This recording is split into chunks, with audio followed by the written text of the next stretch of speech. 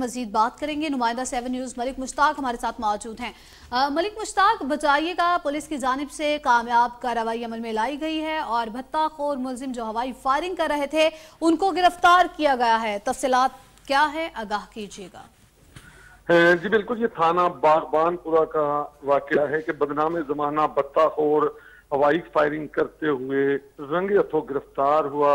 इसका नाम काशी भट्ट है, जिसके पास काफी मिकदार में असला था और लोगों में काफी खौफो हिरास फैलाने का ये मुतकिब होता था। और रोजाना की बुनियाद पर ये भी बताया जाता था कि ये मुख्तलिफ जगहों पर हवाई फायरिंग करता और अपने असले की नुमाइश करता हुआ दिखाई दे रहा था, जिस पर कल इसने एक छोटे से झगड़े के दौरान हवाई फायरिंग शुरू कर दी है और जदीद असले से इसने फायरिंग की, जिससे इलाके में काफी खौफो हिरास फैल गया।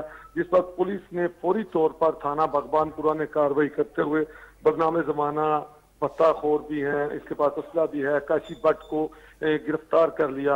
आपको अहम बात बताता चलूं कि यहाँ पर इस काशी भट्ट को पहले से भी पुलिस ढूंढ रही थी और पुलिस का ये कहना है कि कई मुकदमात में पहले भी हमें काशी भट्ट मतलूब था।